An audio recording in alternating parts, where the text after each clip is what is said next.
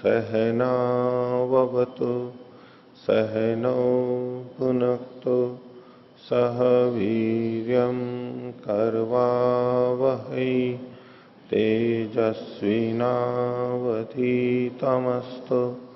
मा विद्विषावहै। ओम शांति शांति शांति। मीमांसा दर्शन की 75वीं कक्षा। मीमांसा दर्शन के द्वितीय अध्याय के प्रथम पाद का चौथा सूत्र आज हम प्रारंभ करेंगे। पीछे हमने जो देखा था उसमें किन्हीं को कुछ पूछना है तो पूछ सकते हैं। हाँ, पूछिए आचार्य जी। पृष्ठ संख्या 359 जी। इसमें तयोर नष्टास्व दग्धरत्वत संप्रयोग है। इसमें जो संबंध दिखाया है इसको किस प्रकार से जोड़ेंगे उसको स्पष्ट। स्वर्ग कामो यजेता,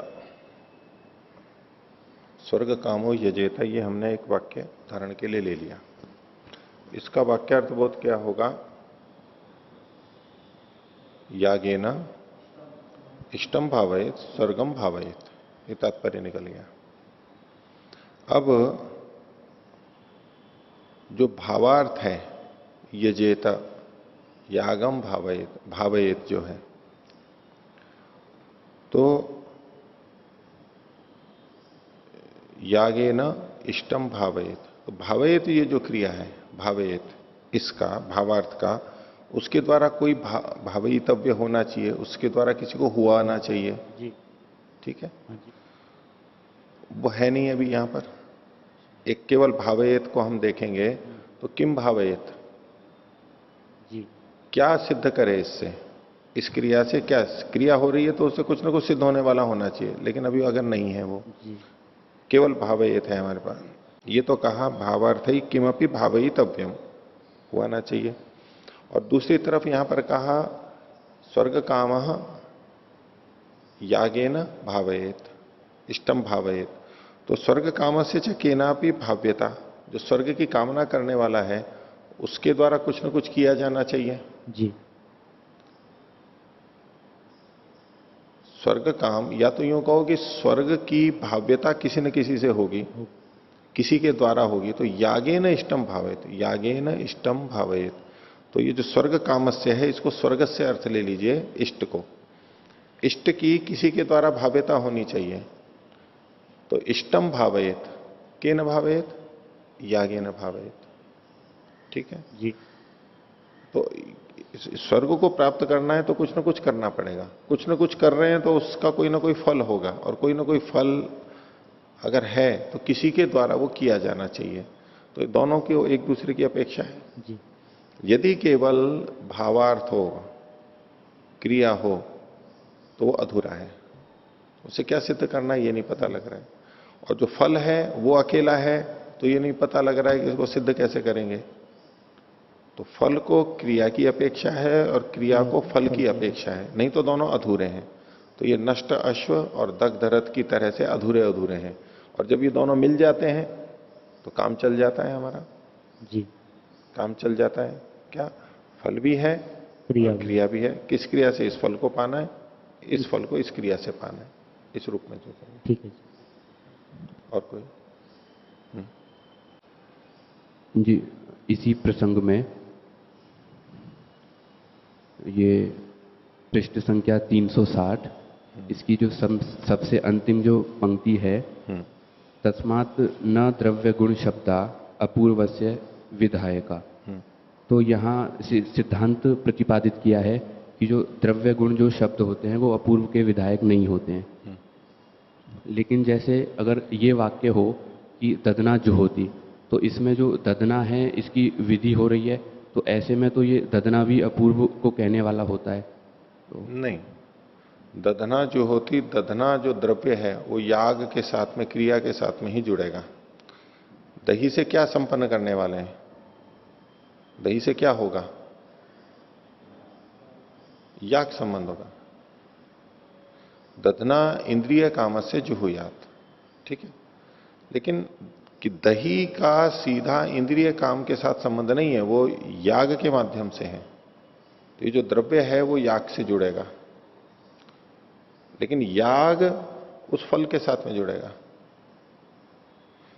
किसी वाक्य में एक क्रियावाची शब्द है जिसको ये भाव कह रहे हैं, भाव अर्थ है उसका। अब बाकी जितनी चीजें हैं साधन के रूप में, वो सब सीधे सीधे फल को प्राप्त नहीं करा सकती, वो उस क्रिया को करते हुए फल को प्राप्त करा रही है,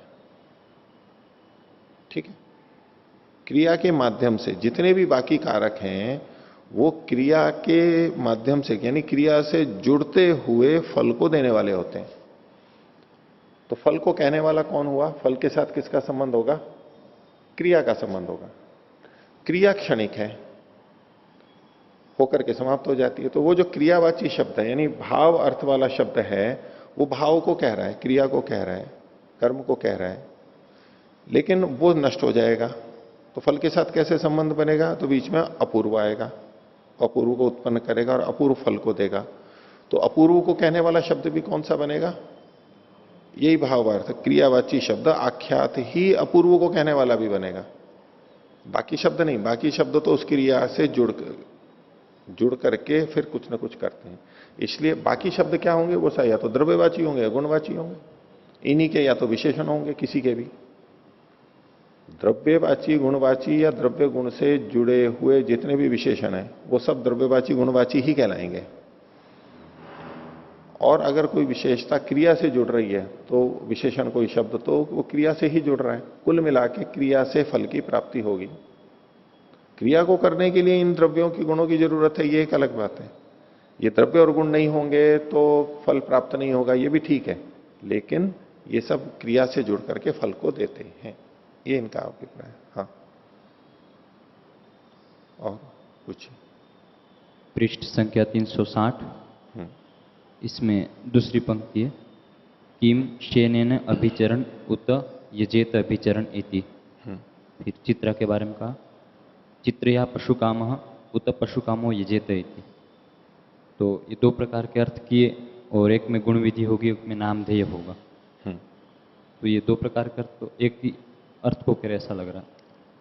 ये दो प्रकार का एक ही अर्थ कह रहे, दो प्रकार अर्थ, जो दो प्रकार के वाक्य किए उनका तात्पर्य तो एक ही लग रहा है, कैसे? नहीं, तात्पर्य अलग अलग लगेगा।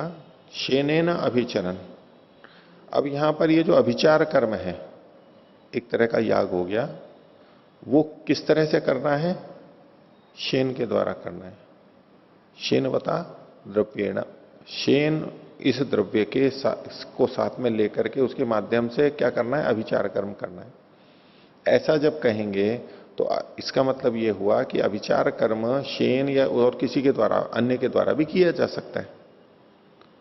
तो शेन इस गुण की विधि अभिचार कर्म में मानी जाएगी। यहां पर शेनेन अभिचरण यजेत, यजेत साथ में जुड़ जाएगा, लिखा नहीं है लेकिन जुड़ जाएगा। शेनेन अभिचरण इष्टम भावयेत, ऐसा कर लीजिए, शेनेन अभिचरण इष्टम भावयेत। तो शेन यहां पर गुण कथन हो गया, इसकी विधि हो गई। और यजेत अभिचरण इति, ऐसा जब कहेंगे,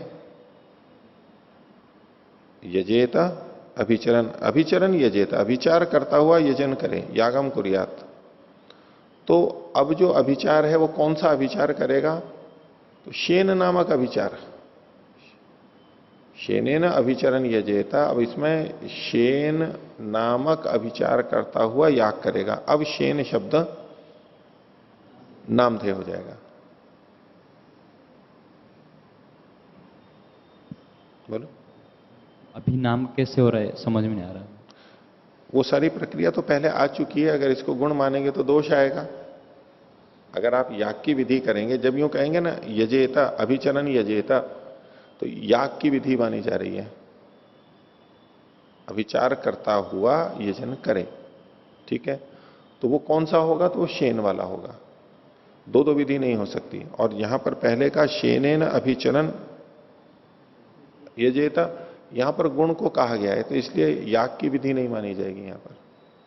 गुण की विधि मानी जाएगी। याग की विधि मानेंगे तो शेन शब्द याग का वाची नाम के रूप में आ जाएगा, और अगर शेन की विधि मानेंगे तो अब याग के नाम के रूप में तो आएगा नहीं, वो गुण के रूप में आएगा। दो विधियां हो नहीं सकती हैं, विधि तो एक ही माननी होगी। इसलिए जैसे पहले वाला वाक्य शेनेन अभिचरण यजेत, तो यजेत किया तो याग की विधि होगी? नहीं, गुण की विधि, गुण की विधि यहां पर शेन को, गुण को कहना यहां पर प्रयोजन माना जाएगा। शेन गुण को, शेन पक्षी का किसी भी तरह उपयोग होगा वहां पर, गुण का कथन माना जाएगा यहां पर। जो वाक्य में पूर्व कथन है उसकी दृष्टि से निर्धारण कर, बिल्कुल पहले के आसपास के प्रसंग की और पूर्व की स्थिति देख करके ही कहा जाता है। हाँ ठीक। हाँ। पृष्ठ संख्या 356, तृतीय पंक्ति। जी। प्रतिपदम धर्म इति एवं प्राप्ते उच्यते,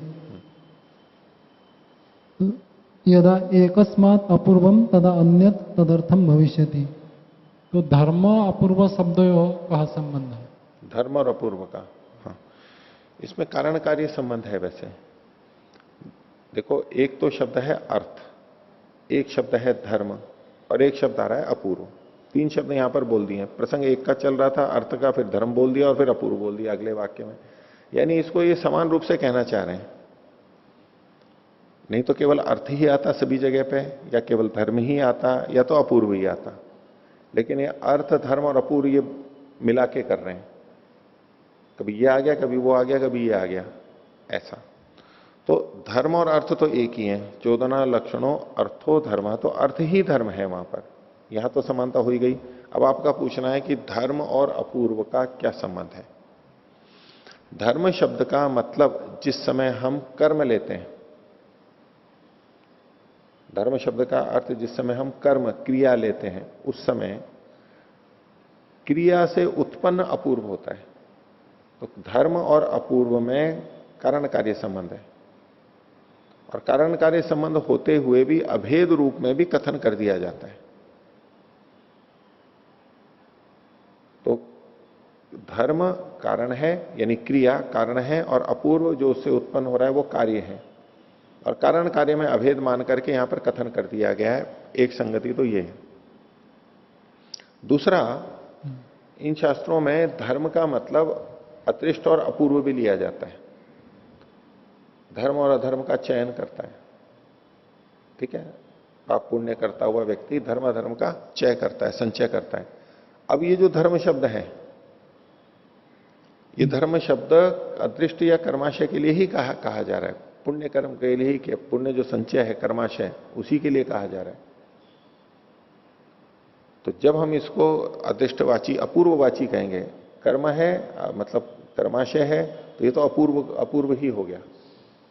तो उस स्थिति में तो धर्म और अपूर्व फिर एक ही बात हो जाएगी। लेकिन वो भी कैसे हो गया, तो धर्म का मतलब तो कर्म ही होता है, और कारण कार्य में अभेद मानने से ऐसा अपूर्व और धर्म पर्यायवाची रूप में प्रचलित है। कर्माशय के लिए दोनों शब्द प्रयोग किए जाते हैं, ऐसा। अग्रिमे पृष्ठे 357,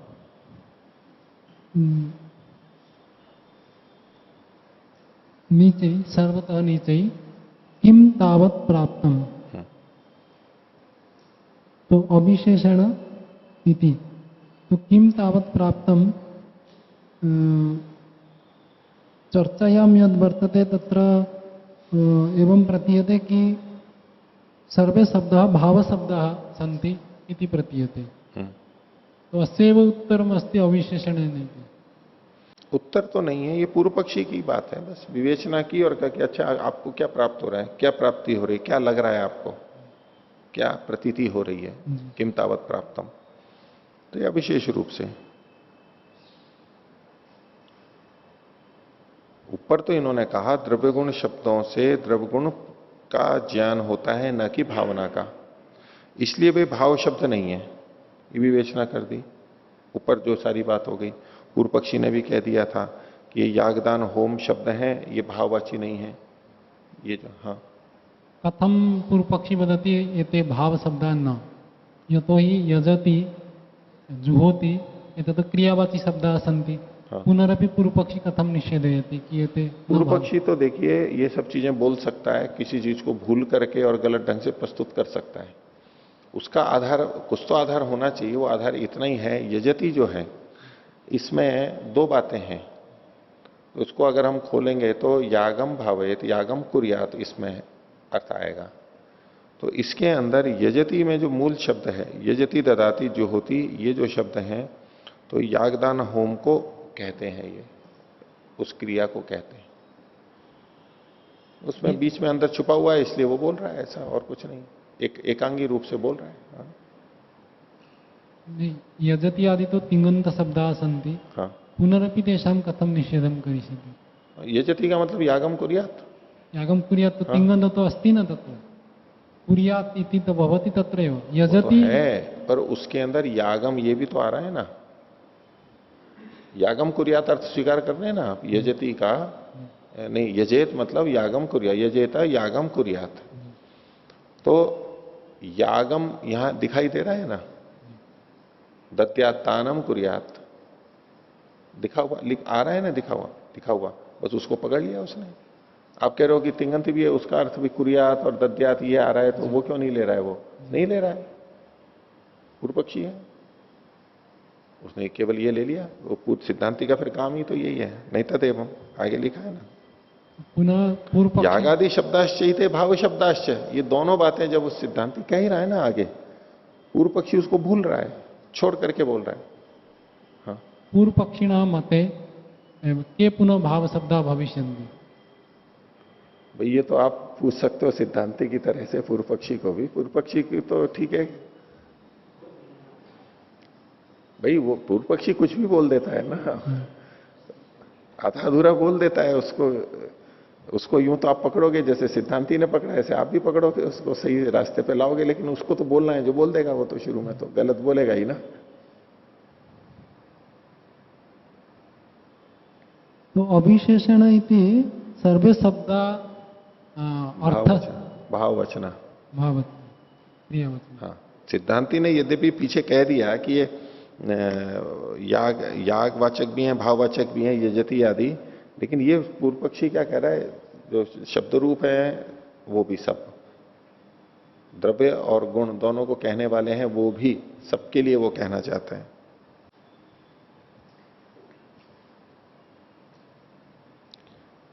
तो उसने तो सिद्धांति ने दोनों, पूर्व पक्षी की भी बात आ गई, सिद्धांति की भी बात आ गई। अब उससे पूछ रहे हैं कि किम तावत प्राप्तम, आपको क्या लग रहा है अभी? वो फिर वो वही कह रहा है अविशेषण इति। अब अगला सूत्र भी बनाया है, उसका उत्तर आना है, तो उससे पहले पूर्व पक्ष तो आना चाहिए ना जी। अब इन्होंने ठीक है उत्तर भी दे दिया भाष्य में, यहां पर सिद्धांत पक्ष भी रख दिया। नहीं तो सिद्धांत पक्ष न रखते हुए केवल पूर्व पक्ष रखते हुए ये प्रश्न किया जा सकता है। इन्होंने लेकिन सिद्धांत वाली बात भी रख दी। आपके मन में आ रहा होगा भी सिद्धांत पक्ष तो आ ही चुका है, अतस्तेन भाव शब्दा इति, जब ये आ ही चुका है तो फिर ये आके क्यों लिखा है किम तावत प्राप्तम? फिर तो यही होना चाहिए कि सब भाव शब्द है। नहीं, ये सब भाव शब्द नहीं है, ये आना चाहिए फिर, लेकिन अविशेषण है इति नहीं। हम कह भी दिया सिद्धांति ने, उसको स्वीकार नहीं हो रहा है, उसने फिर वो वही बोल दिया। अथवा आगे और भी कुछ बोलना है, सूत्र की भूमिका लेनी है, इसलिए अविशेषण इति कहा है। अग्रिमे पृष्ठे सर्वतः नीचे ही शब्दस्य अर्थेन फलम साध्यते। एक मिनट, कौन से पृष्ठ पर? 358। 358 में कहा? सर्वतः नीचे ही, सबसे नीचे। हाँ शब्दस्य अर्थेन फलम साध्यते। हाँ, यस्य च शब्दस्य अर्थेन फलम साध्यते, जिस शब्द का, जिस शब्द के अर्थ के द्वारा, धर्म के द्वारा, जिस शब्द के अर्थ के द्वारा, यस्य च शब्दस्य अर्थेन, उस अर्थ के द्वारा फलम साध्यते, फल सिद्ध किया जाता है। शब्दस्य अर्थ, शब्द का जो अर्थ है, अर्थ इति क्रिया, कर्म, धर्म। शब्दस्य क्रिया किम भवति? शब्दस्य तो क्रिया न शब्दस्य क्रिया, क्रिया अर्थ होगा ना, ये जो भाई बहुत सारे शब्द होते हैं, शब्द बहुत सारे हैं और उन सबके अर्थ होते हैं।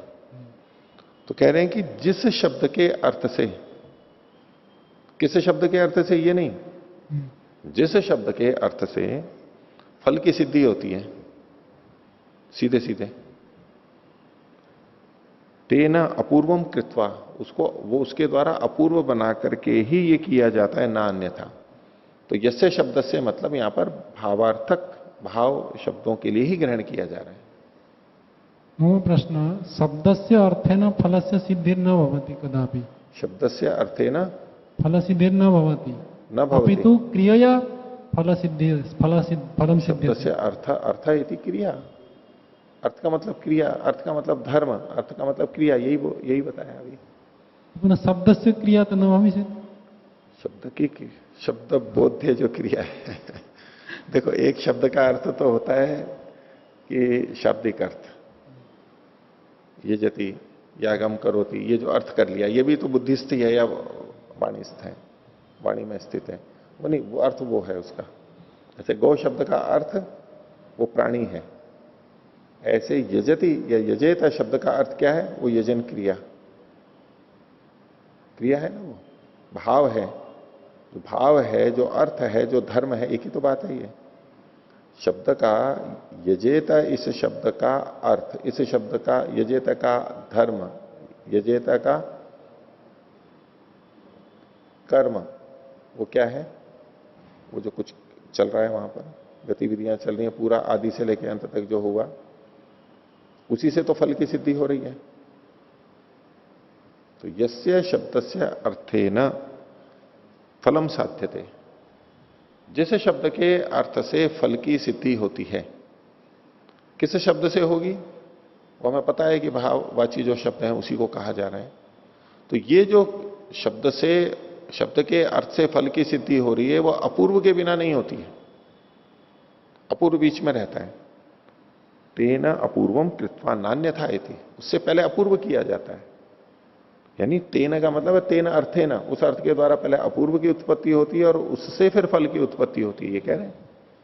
इसलिए उसी शब्द से, जिस शब्द से अर्थ को कहा जा रहा है, उसी शब्द से अपूर्व को भी कहा जाएगा।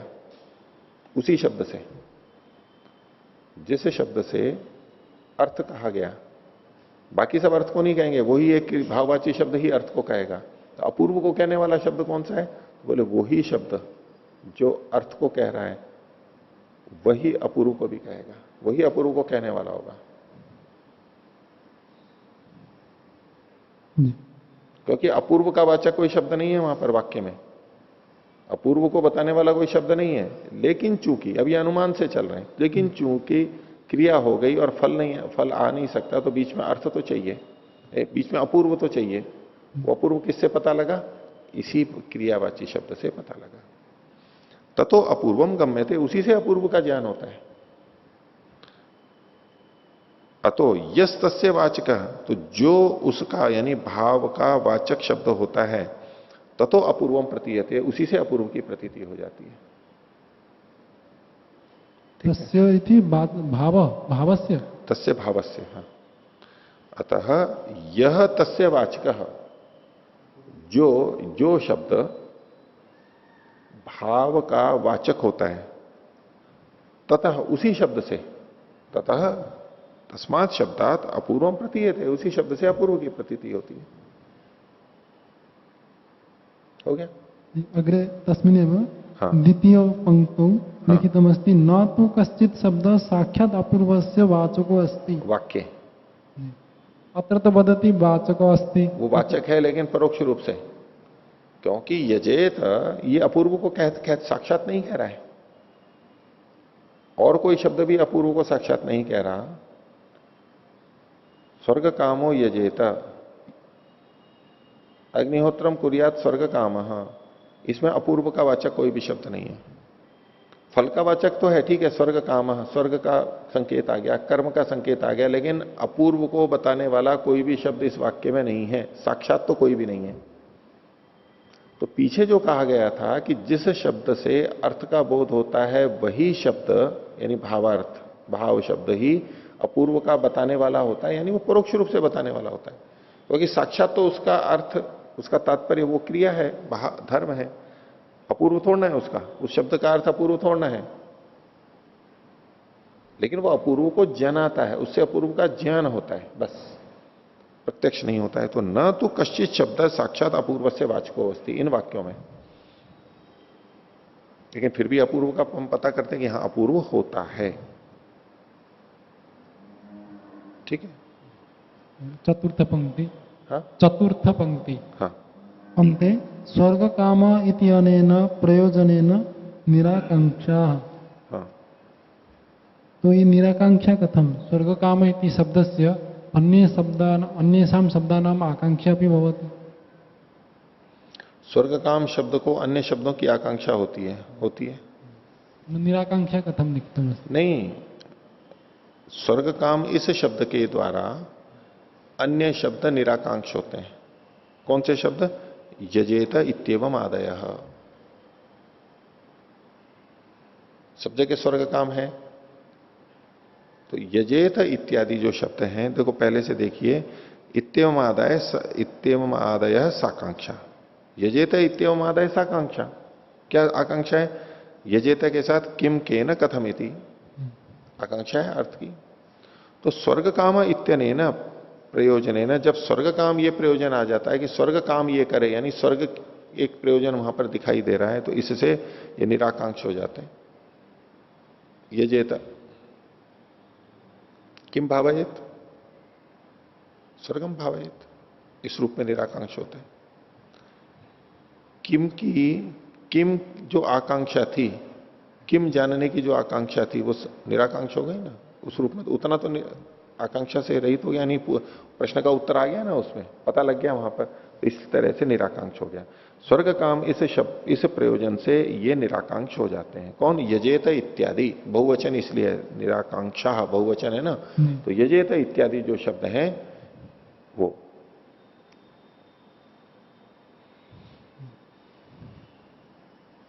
अग्रिम पृष्ठ। हाँ, इसमें एक बार देखिए यहीं पर ही, जो कल मैंने बताया था, नैव द्रव्य गुण शब्द, इसको दूसरे ढंग से मैं एक ले रहा हूं। पहले कल मैंने युधिष्ठिर जी के अनुसार दोनों अर्थ बताए थे इसके। नैव द्रव्य गुण शब्द, क्या बताया था कल? कि द्रव्य गुण शब्द यजेत इत्यादि के समान साकांक्ष नहीं होते, और स्वर्ग काम इत्यादि प्रयोजन से वो निराकांक्ष नहीं होते। निषेध तो कर ही रहे हैं, नैवम द्रव्य गुण शब्दाः। तो ऐसे में ये बात आने लगती है कि जैसे यजेता आदि साकांक्ष हैं वाक्य में, उसी तरह से ये शब्द भी, द्रव्य गुण शब्द भी तो वाक्य में साकांक्ष होते हैं। अगर वाक्य में से द्रव्यवाची गुणवाची शब्दों को अकेले ले लिया जाए, बाकी सबको अलग कर दिया जाए, तो उससे अर्थ की प्रतीति नहीं होगी, साकांक्ष होगा। ये क्यों बोला है? वाक्य रचना की दृष्टि से वो साकांक्ष हैं। इसलिए जो पहला वाला अर्थ है कि साकांक्ष नहीं है, उसको भी छोड़ दीजिए। जो नीचे युधिष्ठिर जी ने लिखा है, देखिए हिंदी में जो मोटे अक्षरों में है, नीचे से तीसरी पंक्ति, द्रव्य और गुण के वाचक नहीं, द्रव्य और गुण के वाचक नहीं, ये तो शाब्दिक अर्थ हुआ। तात्पर्य क्या खोला? अर्थात वे न कामनावाची के साथ साकांक्ष हैं और न ही कामनावाची शब्द से निराकांक्ष होते हैं। ठीक है, तो एक दृष्टि से है, लेकिन अगर हम इसको दूसरे ढंग से देखें वाक्य की दृष्टि से, तो ये अन्यों की अपेक्षा रखते हैं। तो इसलिए अगर साकांक्षता को हटाना है तो हटा सकते हैं। इनका क्या, कामनावाची के साथ में साकांक्ष नहीं है ये।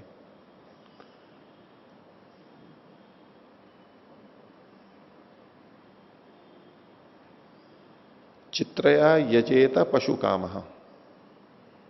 ये जो गुणवाची शब्द है, चित्रया यजेत पशु काम, तो जो चित्रया है इसकी आकांक्षा ये पशु काम के साथ साकांक्ष नहीं है,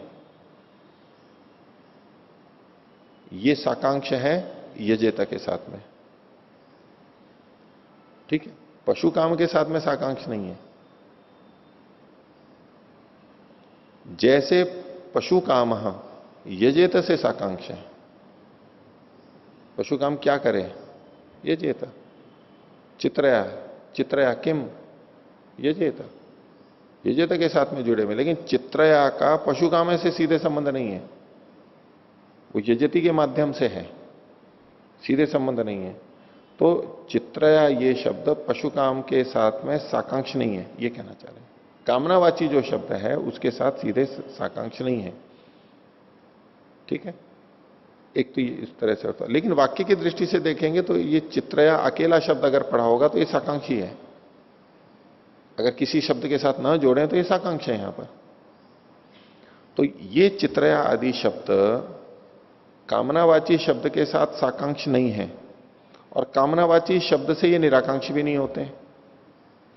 ये निराकांक्ष होते हैं क्रियावाची शब्द के साथ जुड़ करके, ठीक है। इन शब्दों को साकांक्ष माना भी जाए, किसी भी तरह से साकांक्ष हैं, साकांक्ष भले ही हैं, एक वाक्य की दृष्टि से देखें तो चित्रया आदि शब्द साकांक्ष हैं, अकेला शब्द अपेक्षा रखता है एक अन्य की। लेकिन पशु काम के आने से वो निराकांक्ष नहीं हो जाता है। चित्रया यजेत पशु काम। अब हमने तीनों शब्दों को अलग अलग कर दिया, तो चित्रया यजेत पशु काम अलग अलग हो गया। अब चित्रया के साथ में पशु काम को आप ले आओ, चित्रया पशु काम, क्या इतने से चित्रया शब्द निराकांक्ष हो गया है? नहीं हुआ ना। चित्रया पशु काम, इससे निराकांक्ष नहीं हुआ, आकांक्षा अभी भी बनी हुई है। लेकिन चित्रया यजेत अगर आ गया है अब निराकांक्ष हो जाएगा वो। तो ये कहना ये चाहते हैं कि ये शब्द कामनावाची शब्द के साथ मिल करके निराकांक्ष नहीं हो सकते। हाँ, यजेत के साथ जुड़ने पे निराकांक्ष हो जाएंगे। पशु काम है शब्द भी चित्रया के साथ मिलकर के कुछ नहीं, कुल तो मिलेगा लेकिन सीधे नहीं जुड़ेगा, वो यजेत से जुड़ते हुए बनता है। ये तात्पर्य कहना चाहते हैं। पंक्ति देखिए कि स्वर्ग काम इत्यनेन प्रयोजनेन निराकांक्षा, ये जो यजेता है ये अगर निराकांक्ष होता है तो स्वर्ग काम से निराकांक्ष हो जाएगा। नैव द्रव्यगुण शब्द, द्रव्यगुण शब्द स्वर्ग काम शब्द से जुड़ करके निराकांक्ष नहीं होते, साकांक्षी बने रहेंगे। तस्मात् भावार्थ कर्म शब्द अपूर्वम चोदयंती, भावार्थ शब्द ही अपूर्व को बताते हैं, ठीक है। अग्रिम में पृष्ठ है, हाँ 360 नीचे तृतीय पंक्ति, नीचे से तीसरी पंक्ति। हाँ, न च येषाम अर्थिना कश्चित संबंधो अस्ति, न च येषाम अर्थीना कश्चित संबंधो अस्ति। तो अर्थीना संबंध नास्ति कथम वदति, संबंध तो वर्तते एव, अर्थी एव तेषाम। सीधे सीधे सीधे जैसे इन्होंने ये कौन से शब्द हैं, तो एक तो कहा इन्होंने दर्शपूर्ण मासाभ्याम इति च, शेनेन इति च, चित्रया इति च, नैते भाव वचना। जो अर्थी है, अर्थी मतलब जो स्वर्ग काम है या पशु काम है, इसका संबंध किसके साथ में है? ये इसकी कामना किससे पूरी होगी? याग से होगी, याग से उसका संबंध है। लेकिन वो याग कैसे किया जाएगा? वो चित्र पशु लिया जाएगा या सोम लिया जाएगा, शेन नामक किया जाएगा, ये जो सारी चीजें हैं ये किससे जुड़ रही हैं? याग से जुड़ रही हैं।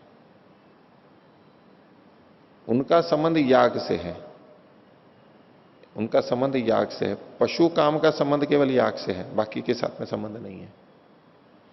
इसको आप थोड़ा सा यूं समझ लीजिए कि मान लीजिए कोई व्यक्ति संस्था में आता है और संस्था के अधिकारी से बात करके उसको कुछ अपना व्यवस्था करनी है। उसका संबंध किससे जुड़ रहा है? अधिकारी के साथ में जुड़ रहा है, और अधिकारी वो व्यवस्था किसी और कर्मचारी के माध्यम से करवा रहा है। तो एक दृष्टि से हम कहेंगे कि वो जो व्यक्ति आया है अतिथि, उसका संबंध अधिकारी से भी है और कर्मचारी से भी है। लेकिन कर्मचारी से उसका सीधा संबंध नहीं है, उसका अधिकारी से संबंध है। अधिकारी ने कर्मचारी को कहा है, वो कर्मचारी अधिकारी से जुड़ा हुआ है, इसलिए वो उसका काम कर रहा है अतिथि का। अगर वो अधिकारी से नहीं जुड़ता तो कर्मचारी उसका काम नहीं करता है, नहीं करना चाहिए। और यदि वो अतिथि कर्मचारी को कहता है आप ऐसे कर लो, कर्मचारी कहेगा ये तो अधिकारी से पूछ के बताऊंगा, आप उनसे पूछो बात करो तो मैं करूंगा, ऐसे नहीं कर सकते। ऐसे यूं कुछ तो संबंध है, लेकिन कर्मचारी का आगंतुक के साथ में अधिकारी से जुड़ते हुए संबंध है, सीधे संबंध नहीं है। ऐसे ही कामना का, फल का यजेता के साथ में सीधा संबंध है, लेकिन यजेता से जुड़े हुए जो द्रव्य गुण हैं उनके साथ में इसका संबंध नहीं है, सीधे संबंध नहीं है। परोक्ष तो ठीक है, सारा संबंध तो जुड़ेगा ही, वैसे तो सीधे संबंध नहीं है। जो संबंध है वो याग के माध्यम से है।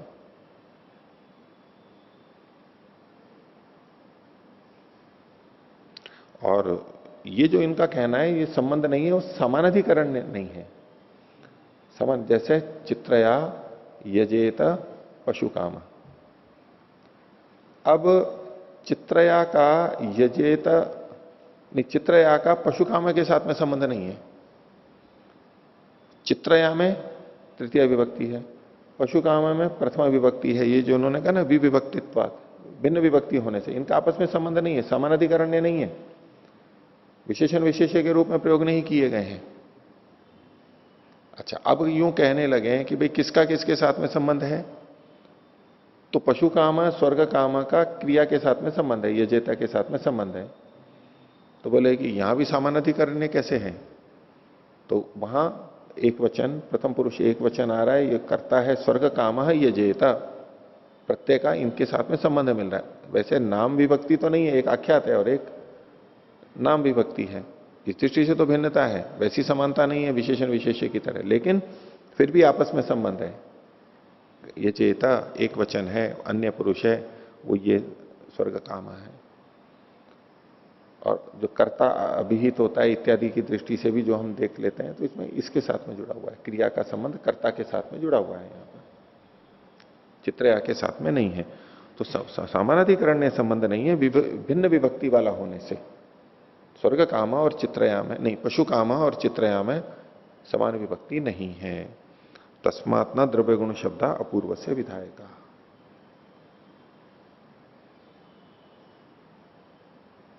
और इसको दूसरे ढंग से कहते हैं न चैवम अर्थिना कश्चित संबंधो अस्ति, आख्यात से सब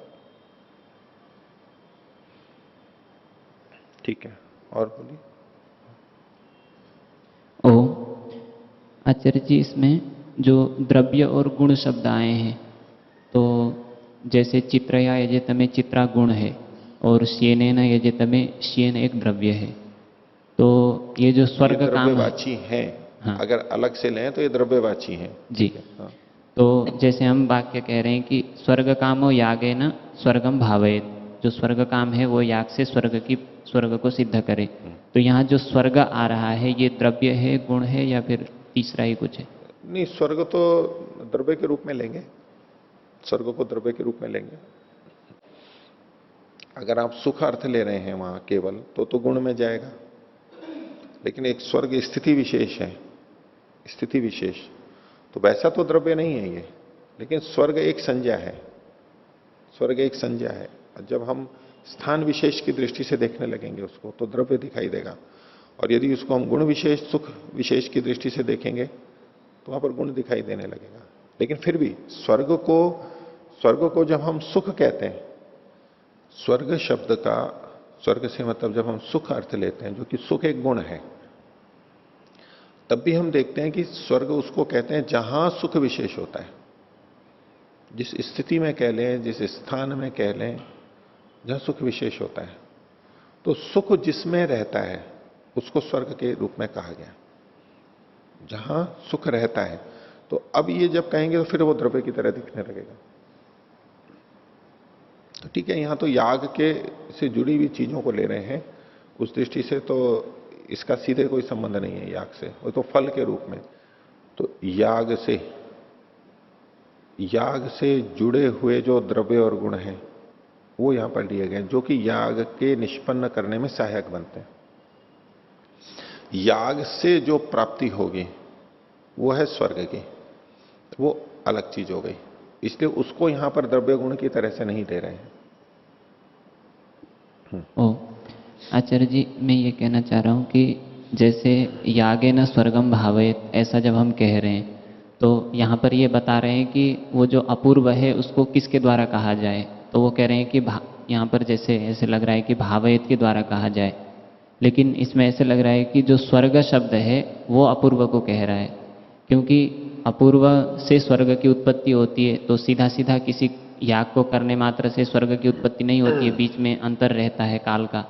तो फिर वो स्वर्गम भावयति ये वचन तो सिद्ध नहीं होगा। तो इसलिए जो स्वर्ग शब्द है वो कारण में कार्य का उपचार करके प्रयोग किया गया है, अर्थात अपूर्व जो स्वर्ग का कारण था उसको यहाँ पर स्वर्ग शब्द से कह करके प्रयोग कर रहे हैं। अगर ऐसा माना जाए तो ऐसा इन्होंने किया नहीं है।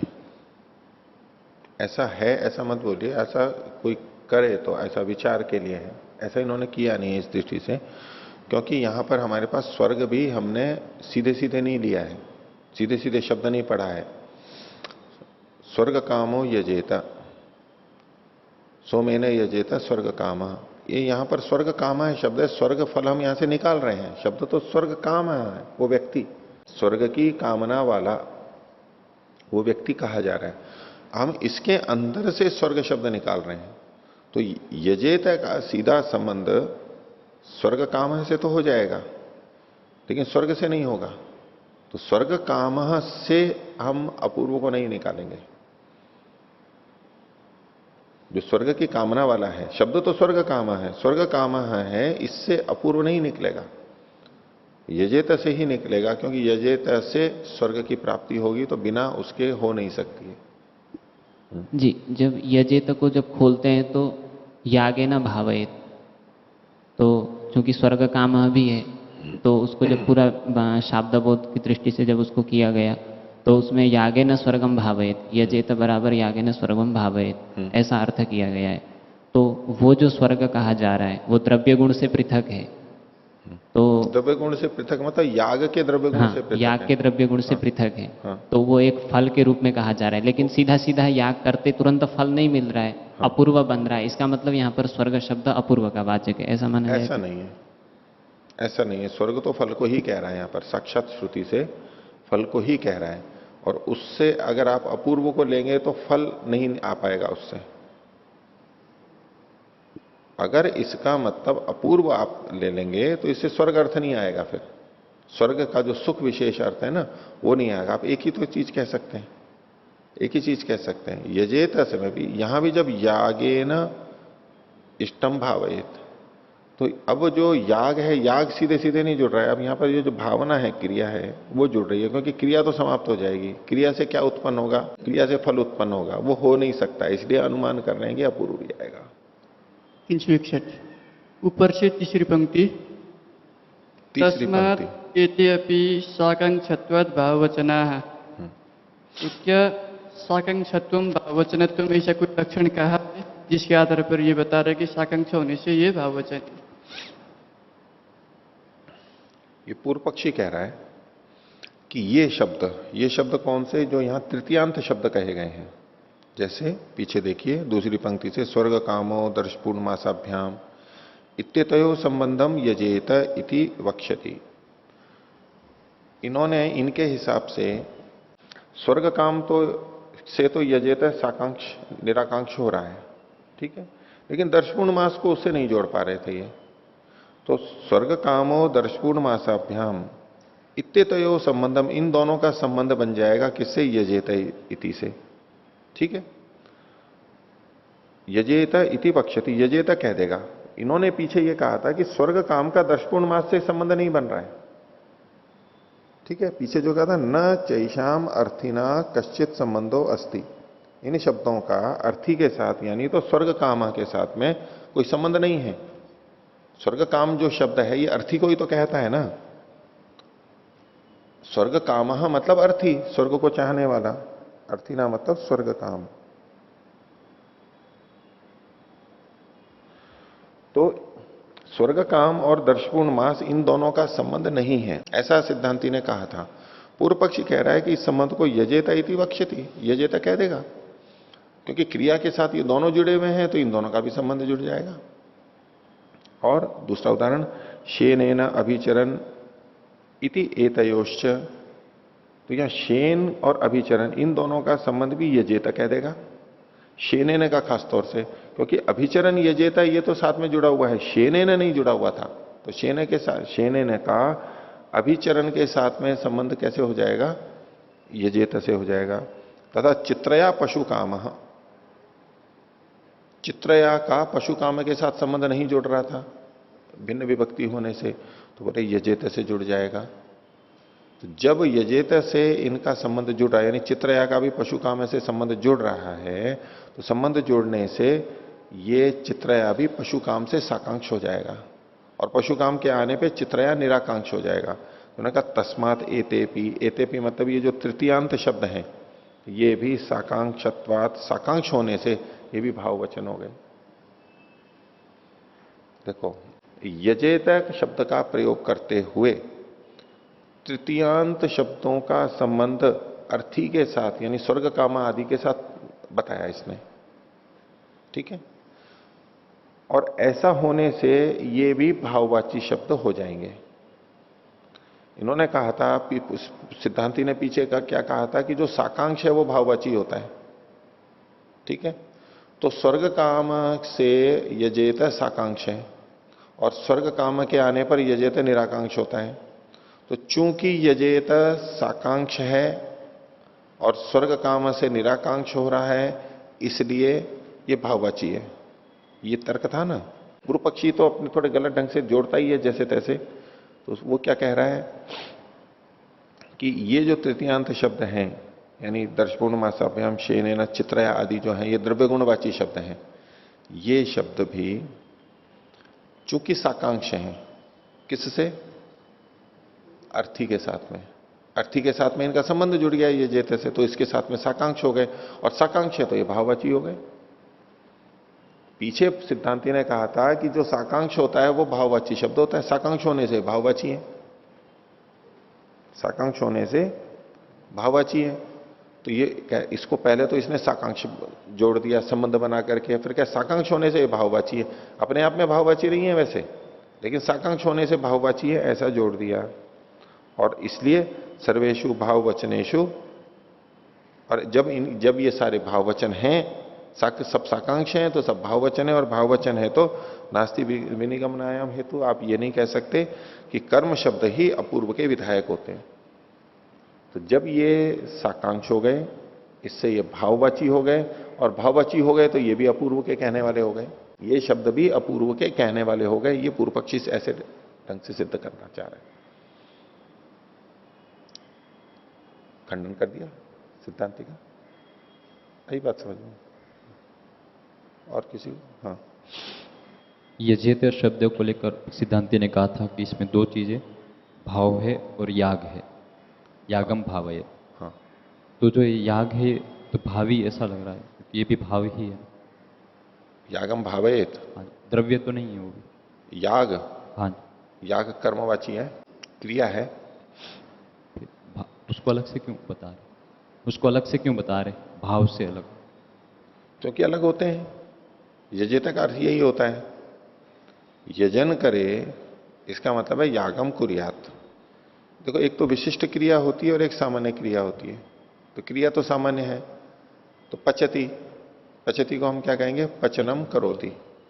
करोति ये तो एक सामान्य क्रिया है, पचन एक विशिष्ट क्रिया है, विक्लिप्ति रूप वहां पर कर रहा है, गलना वहां पर हो रहा है। तो पचती का अर्थ ही यही होता है, पचनम करोति। धावती मतलब धावनम करोति, यही वहां पर अर्थ है। क्रिया सामान्य होते हुए भी वहां एक विशेष क्रिया है। तो ये तो हम पीछे कर ही चुके हैं, चूंकि प्रकृति धातु भी है और प्रत्यय भी है। तो प्रत्यय के द्वारा कुछ अलग कहा जा रहा है, धातु के द्वारा अलग कहा जा रहा है, वो अलग ऐसे ही होगा, यागम कुर्यात। ठीक है, तो आगे चलेंगे। पृष्ठ संख्या 363, सूत्र संख्या 4। पिछले तीसरे सूत्र में इन्होंने नाम के बारे में बताया था कि नाम किसे कहते हैं, कि जिन शब्दों के उच्चारण करने पर उनके अपने प्रयोग में रूप की उपलब्धि होती है, वो चीजें मिलती हैं वहां पर, वो तो नामवाची होते हैं। अब इसके विपरीत अब आख्यात शब्द क्या होते हैं उसको इस सूत्र में बताया गया। ये शाम तु उत्पत्तौ, जिनकी उत्पत्ति होने पर यानी बोले जाने पर, बोलना रूप उत्पत्ति होने पर, अर्थे स्वे प्रयोगे प्रयोगो न विद्यते, स्वे अर्थे प्रयोगो न विद्यते, अपने अर्थ में उसका प्रयोग नहीं हो रहा है। अपना अर्थ क्या है? वो क्रिया, और वो वहां पर अभी विद्यमान नहीं है। ये आप विधि वाक्यों के लिए लगाना। सोमेन यजेता स्वर्ग काम। अब ये जो यजेता है, यजन करे, इस समय भी यजन क्रिया नहीं हो रही है। आप आख्यात का मतलब ये हमेशा नहीं ले सकते कि रामः पचति, रामः यजति। बोले कि यजति, देखो ये आख्यात शब्द है और इसका जो अर्थ है वो भी विद्यमान है। या कह रहा है कि न विद्यमान न विद्यते, ये कहां घटेगा? जहां हम विधि कर रहे हैं उन्हीं जगह पे इसको घटाएंगे। ये ऐसा लक्षण नहीं है जो कि हर आख्यात पे घटेगा, ये प्रसंग के अनुसार कहा जा रहा है। तो जिनकी उत्पत्ति होने पर, बोले जाने पर अपने अर्थ के प्रयोग में वो विद्यमान नहीं होते हैं, तानी आख्यातानी, उन्हें आख्यात कहते हैं यहां पर। तस्मात् तेभ्य प्रतीयेत, इससे, इसलिए उन्हीं से प्रतीत होवे, क्रिया की प्रतीति, धर्म कर्म की प्रतीति और अपूर्व की प्रतीति। आश्रितत्वात् प्रयोग से, प्रयोग के पुरुष के आश्रित होने के कारण से। अपूर्व बनेगा पुरुष का, प्रयोग कौन कर रहा है? पुरुष कर रहा है, तो इसलिए इसी से अपूर्व की सिद्धि होगी। आश्रितत्वात् प्रयोग से, प्रयोग के पुरुष के आश्रित होने पर पुरुष ही बहुत सी क्रियाओं को करते हैं। भाष्य देखिए, ये शाम तो शब्दानाम उच्चारणोत्पत्तौ, जिन शब्दों के उच्चारण की उत्पत्ति में, ये जो सूत्र में था ना, ये शाम तो उत्पत्तौ, इस उत्पत्ति को यहां पर इन्होंने खोला है। उच्चारण उत्पत्तौ, उच्चारण रूपी उत्पत्ति, बोले जाने पर स्वे अर्थे प्रयोगो न विद्यते, अपने अर्थ में वहां पर प्रयोग नहीं देखा जाता है। प्रयोग काले ये शाम अर्थो नोपलभ्यते इत्यर्थः। इसका तात्पर्य क्या है? प्रयोगो न विद्यते का मतलब क्या है कि प्रयोग के काल में शब्द का जो उच्चारण किया जा रहा है उस काल में जिनका अर्थ उपलब्ध नहीं होता है, ये तात्पर्य है। तानी आख्यातानी, वो यहां पर आख्यात कहे गए हैं। भाव शब्दान पर्याय शब्देन उपदिशति, भाव शब्दों को ये पर्याय शब्द से कहा जा रहा है। ये जो आख्यात शब्द बोला ये भाव का पर्यायवाची है। कथम पर्याय शब्दता भाव शब्दाना, भाव शब्दों की पर्याय वचनता कैसे है आख्यात की? तो कहा यत एषाम विभक्तय आख्यातिक्य इत्युच्यन्ते, क्योंकि जितने ये भाव शब्द हैं उनकी विभक्तियां आख्यातिक्य होती है, आख्यात वाली विभक्तियां होती हैं। कतमास्ता, कौन सी है वो? तो पचती पचता पचंती इत्येवम आदय। नाम के लिए वहां पर उन्होंने वृक्ष वृक्षो वृक्षा कहा था, यहां पर पचती पचता पचंती कहा। तस्मात् तेभ्यो अपूर्वम प्रतीयेत, इसलिए इनसे अपूर्व की प्रतीति होती है, इन्हीं से अपूर्व की प्रतीति होती है। अपूर्व क्या है? जो पहले से नहीं है। बाकी जो शब्द हैं वो विद्यमान अर्थ को बताते हैं, वो हैं अभी, जिन द्रव्यों के भी इनसे याग को करे। अब ये जो चीजें हैं ये तो विद्यमान है वहां पर, अपूर्व थोड़ा है वो। अपूर्व मतलब जो पहले से नहीं है, भविष्य में जो आएगा। तो भविष्य में कौन आएगा? भविष्य में आने वाली चीज को कौन बता रहा है? ये भाववाची शब्द, ये जेता, ये बता रहे हैं। बाकी शब्द जो हैं वो विद्यमान को बता रहे हैं। ये व्यक्ति करे, जो स्वर्ग काम है वो व्यक्ति भी है, सोम से करे वो सोम भी है। बाकी शब्द तो विद्यमान को कह रहे होते हैं, तो वो अपूर्व नहीं होंगे, विद्यमान को कह रहे हैं। और यजेता आदि जो कह रहा है वो भावी है, उसका अर्थ भी भावी है और उसी से अपूर्व भी भावी है, वो उसी से कहा जाएगा, क्रिया से ही कहा जाएगा। तस्मात् तेभ्यो अपूर्वम प्रतीयेत, प्रतीत होता है, प्रत्यक्ष नहीं होता है। भव्यार्थास्ते भूतार्थ ही समुच्चरिता, भव्य अर्थ वाले हैं। भव्य का मतलब है भविष्य में होने वाले, वो भूतार्थ ही समुच्चरिता, भूत अर्थों के साथ में पढ़े गए हैं। भूत का मतलब है जो हो चुका है, विद्यमान है जो, तो होने वाला अर्थ विद्यमान अर्थों के साथ में कहा जा रहा है। अन्य शब्दों से विद्यमान अर्थ कहा जा रहा है, क्रिया से भव्य अर्थ कहा जा रहा है। भूतस्य भव्यार्थतायाम दृष्टार्थता, जो भूत थे, जो हैं, विद्यमान हैं, हो चुके हैं, उन वो भव्य के लिए हों, भविष्य में होने वाली चीजों के लिए, यानी क्रिया के लिए, अपूर्व के लिए, स्वर्ग के लिए हों, इसमें तो दृष्टार्थता है कि जो चीजें विद्यमान होती हैं वो होने वाले के लिए होती हैं। मान लो आटा है, पानी है, चूल्हा है, तो रोटी के लिए है, क्योंकि रोटी की भव्यता है। भव्यार्थ से प्रयोजनवतः उत्पत्तिर अर्थवती, क्योंकि जो होने वाला है, जो कि उसकी प्रयोजन वाले की उत्पत्ति सार्थक होती है। भव्य अर्थ है उसकी, जो कि प्रयोजन वाला है उसकी उत्पत्ति अर्थवती होती है, सार्थक होती है। साच भूतेन क्रियते इति दृष्टो अर्थ। दृष्ट अर्थ क्यों है? क्योंकि वो भूत के द्वारा किया जाता है, जो विद्यमान है उसके द्वारा किया जाता है। भव्य से पुनर्भूतार्थतायाम न किंचित दृश्यते कल्पते च अदृष्टम। जो भव्य है वो उसकी भूतार्थता के विषय में कुछ भी नहीं देखा जाता है, न किंचित दृश्यते। रोटी के लिए आटा आदि है, लेकिन रोटी आटे के लिए नहीं हो सकती। जो भविष्य में बनने वाला है रोटी, वो आटे के लिए नहीं होगी। जो भव्य है, भविष्य में होने वाला है, वो विद्यमान के लिए नहीं होगा। सोम व्यक्ति आदि हैं, तो वो इनसे याग होता है, ये याग के लिए है, लेकिन याग इनके लिए नहीं होता है। तो भव्य से पुनर्भूतार्थतायाम न किंचित दृश्यते कल्पते च अदृष्टम। लेकिन क्या करना पड़ता है? वहां अदृष्ट की कल्पना करनी पड़ती है, अदृष्ट को भविष्य में लेंगे। तस्मात् न यागो द्रव्यार्थ। इसलिए याग द्रव्य के लिए नहीं होता है। द्रव्य याग के लिए होता है, याग द्रव्य के लिए नहीं होता है। द्रव्य याग के लिए होता है और याग अदृष्ट के लिए होता है। तो आज का ये पाठ यहीं तक रखते हैं। प्रणव।